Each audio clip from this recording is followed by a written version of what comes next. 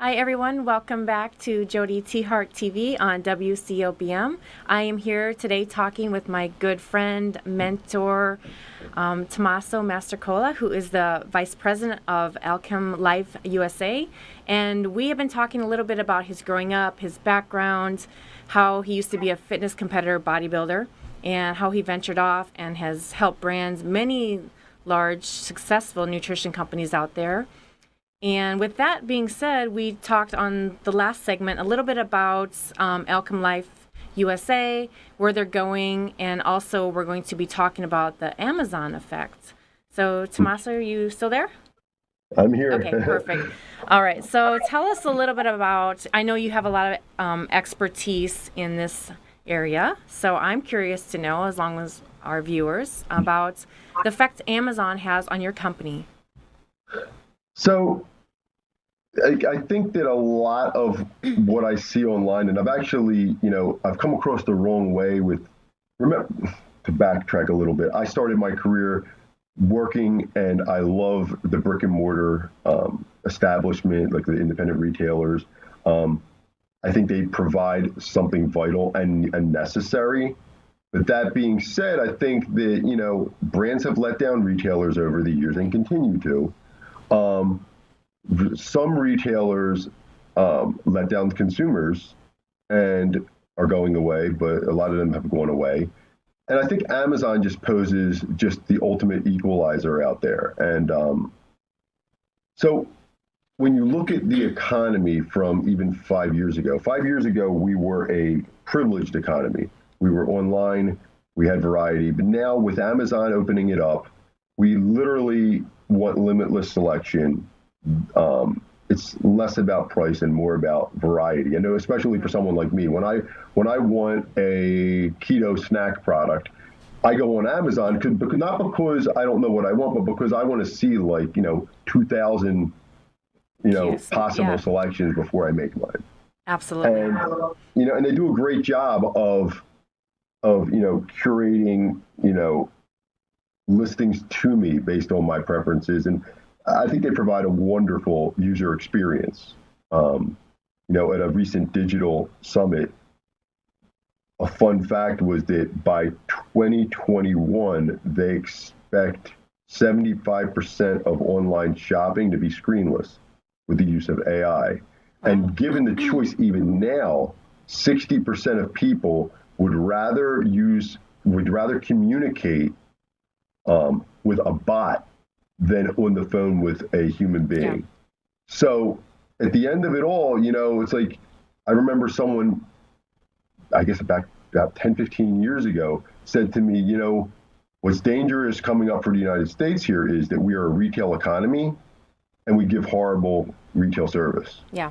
And that's unfortunate. And it's not everyone, but it definitely helps in, the migration of consumers to a better experience with Amazon. Yeah. So that's that. But the Amazon effect, I mean, when it comes to stores, I see very disgruntled and rightfully so retailers. And I think that, a good example that I can give is just something as simple as map policy. Yeah. All right. And all right. So, Explain oh, map policy. A lot of people don't know. I know what it is because I'm in the industry, so obviously. map policy, for anybody who doesn't know, map policy is, is the minimum advertised price. Yes. It's a price that a brand sets that is the price their product is going to sell online at. Yes. And and even in best scenario is going to be enforced at that price. So let's say I have a product that is $34.88 suggested retail. Right. Um, but my map is $24.99. The problem is that for a long time, before Amazon and before these equalizers were out there, what would happen is this: the product would be selling in some places online. Not Amazon wasn't as big a thing, and some products would be selling online at this $24.99. They might have a $22 Yeah. wholesale. You know what I'm talking Yeah. about. Yeah. And so basically, they would go into a meeting with, let's say, a big retailer, like a big retail chain. Well, the big retail chain's category management team has a target margin percentage that they want to achieve for that section. So let's say for protein bars, let's say it's 40%. Yeah. Well, the problem is that if you tell them the price that it's selling for, if that becomes your price, your retail, Yeah. they're never going to bring you on shelf for a 10, 15% profit margin.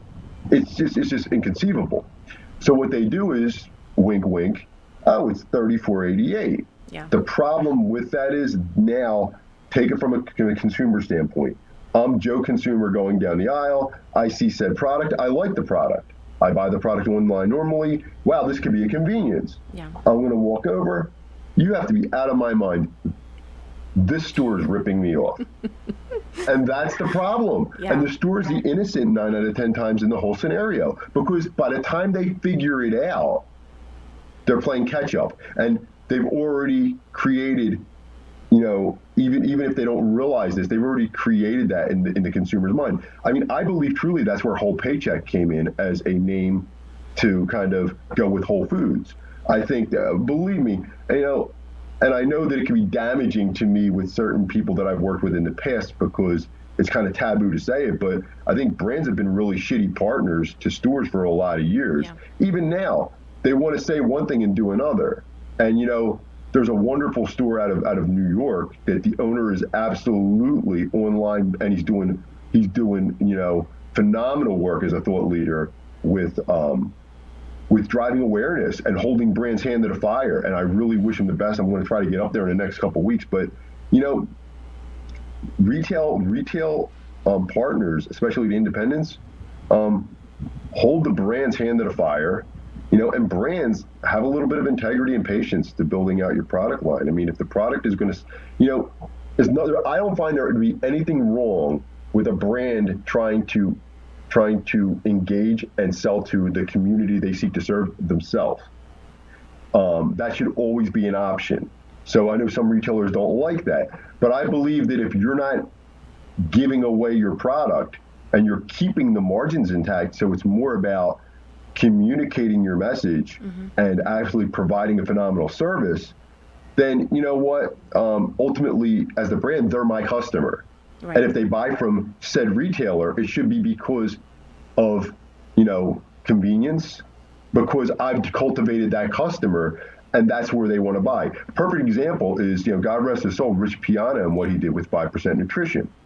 I heard at the last couple of years show, and I had the privilege of being in his booth last year at the Arnold, and it was mesmerizing. But here's a guy, say what you want about him, but he gave everything for years ahead of time to that community, and their love for him, even now, after he's gone, is like, unwavering. But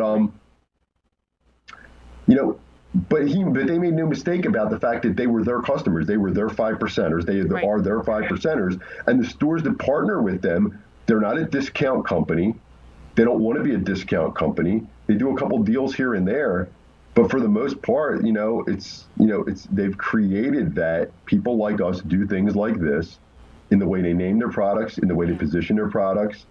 I just, it's pretty remarkable. I know a few people within the company. I've known a few people that were with the company. They're doing remarkable work. I tell people all the time, don't let the names of the products and don't let a couple tattoos scare you, because they really understand. They've done a remarkable job of building them. And Jim Stepani is the other guy with JYM. People can say what they want, but Jim has been giving to the exercise and physical culture community without his hand out for decades. That guy absolutely deserves everything he's getting. You could agree with some things, not agree with some things. You could like a flavor, not like a flavor. Right. But here's somebody again. It's not about price. See, my mentor, a thing that he says about marketing that most people don't understand is this, and it's kind of telling, which is the only time nobody wants price, nobody wants cheaper, right, unless all things are equal. When all things are equal, we'll give us cheap.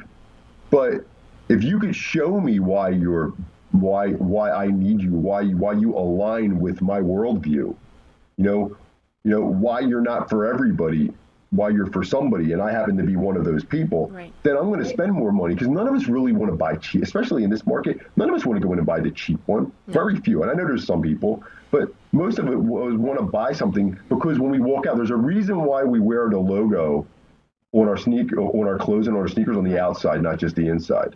It's because it tells a story to us and to the people that, it always comes down to tribal. It always comes down to fitting in.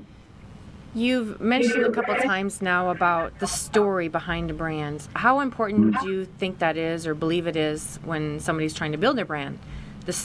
People, like you said, they can have this amazing product that was created, developed, but how important is it to have a story behind that product? I think that it's always very important, and it's easily faked because we're in. Oh, absolutely. We have the Shark Tank, mindset out there where everybody thinks they could just growth hack and they could just come in and they could fill a hole. Yeah. The fill the hole mentality or the one better mentality. Guess what? Nobody gives a shit that you have 2 more grams of protein in your product. And this is why every brand that's tried to go in as the big guy and knock Quest out really has totally underperformed because they don't understand that the reason why that brand did well and eventually why the brand fell off, in my opinion, is because they took off because they absolutely became very specific to that fitness community that was seeking a product like that, and they filled that hole generously because they never had that expectation of growing as fast as they did. And it was very much a people like us do things like this. And there is a weird dynamic that happens from an influencer standpoint with people, and we both had the privilege of working with Vince Andrich. Yeah. And Vince says something that's very hits home 100%, which is there is a whole different storyline that goes on when you're trying to get help from somebody that you could never pay. And and the minute you try to pay someone like that and make them an employee, you kill it. Yeah. It's more about giving them things. It's always about status. It's more about they want to show people the special VIP box they get. They want to go on Instagram and say, "Wow, look what I have! I have the new chocolate chip cookie dough flavor. Right. You don't have it yet. I do. You should go out and look for it." Right. So it's a lot of that comes into play. We have so many, right now, the grab and go, the protein bar category is absolutely toxic at this point because it's just, what you have out there is, and this is why what you're doing is remarkable and it must stay the way it is. You have co-packers making 90%. And I'm not knocking these guys. That's what they do. They make a quality product to spec. Right. But again, there's nothing remarkable about it. It's that factory mentality. It's just a uniform product. It's just, pick the label you like and whose ad you like because you're getting the same product. Yeah, that is true. People have asked me all know that because I think you even talked to a couple in the past and you chose not to do it. Yeah. People ask me all the time why I haven't gone with a co-packer. Well, I wouldn't give my child to some stranger all day long. It's the same thing. This is my baby, my creation, and I want to be different. I want to make sure I have control over how my product is being made and production and all that. So. And you lose it, and it's just that category on its own is kind of crazy. It is. But from what you asked, I guess kind of skirted all around. But what you were asking me, basically, it's a remarkable time the best way to do it is if you love this industry, if you love what you're doing, get in there, find a place where you can add value, and don't look to make money at first. That's where maybe the side hustle works. Get in there and freelance and see what you can do, what's needed. Become part of the community. Join forums. Add input. I think one of the areas right now that's really kind of perplexing to corporate brand owners is the keto market. Yeah. And I think they still haven't understood the fact that most people that are really strict keto and lifestyle keto people are the anti-supplement people. Like Yeah. we really don't, by nature of what it is, other than a little bit of C8 and occasionally maybe some exogenous ketones if they're free, there's really not a lot of sports nutrition because you're eating such high percentages of fat. Yeah. There's no need to be taking supplementary protein. It's Right. actually negative if you're taking protein powders because it could knock you, it could actually, the protein could actually cause your body to start going back into gluconeogenesis, and it could kind of defeat the whole purpose and knock you out of ketosis. So, Right. yeah. So we only have a few minutes left, but I do want you to tell the audience, what do you have planned for 2018 going on with the company and personal goals, and you got a lot of traveling coming up in 2018? Yeah, we're going to be getting ahead of, we're launching the www.outcomelife.com, our US site. We're finishing that up. We're building out like the whole Amazon platform. And what I want to do is practice a little bit of what I preach. So we're actually in the process of putting together an independent retailer partnership. And what I'm going to do is go and look at, at your top independent retailers and, develop partnerships, maybe region by region, and where we're adding value, where we're actually adding we're adding our marketing into driving customers into their stores. I think that a lot of times it's just brands will sell to a retailer, but they won't promote the retailer because they consider them a competitor. So we're going to be doing a lot with Outcome Life. We're going to be launching, I believe, probably by March, we'll have about 6 products on the market, even a topical. So fun stuff. Nice. How about personal? Any travel plans? How's the wife? How's Dana? Well, Hi, Dana. my daughter is 2, which, I have to bring her out. Yes. And I guess, we haven't gone on a vacation. One of the reasons why I want to start the podcast is more of a day in the life, because what people don't get is, all I'm going to throw out there is that I've really adopted Stoic philosophy, and I've really adopted a simplicity mindset. And I want to develop a program that encompasses, on a personal level, fitness, supplementation, lifestyle, and philosophy, with mindfulness. That's good. You can't do more. We have 24 hours in a day. That's the only constant. You can't jam more in, and you can't spreadsheet more efficiency. The key is less. You just have to learn to do a really, really, really good job of execution, and picking less things to execute. So I'm just going to be a better dad and a better husband, and hopefully a better professional while I'm at it. Well, I thank you so much for joining me today. And by the way, how's the weather out there? Is it cold, snowing today? We had some snow last week, but it's actually a beautiful day. They rated it a 9, so I think we're in the 50s today. Sunny. Wow, that's Vegas weather. It's about 50 here today as well. So yeah, but you guys have it made in the shade. I don't know about that, but unless it's 120, and then I won't leave a building when I travel out there. I don't miss that at all. Well, thank you so much for joining me today. And if you have any questions, you can visit him on your Instagram. What's your Instagram again, Tom? Can you tell everybody your Instagram? I believe it's T2 Master Cola, I believe. I believe it is. I'm actually looking right now. It's horribly up there. I know I'm pretty sure it's T2 Master Cola. So Yes. So if you have any questions for him, go ahead and send him an instant message over on Instagram. Yes.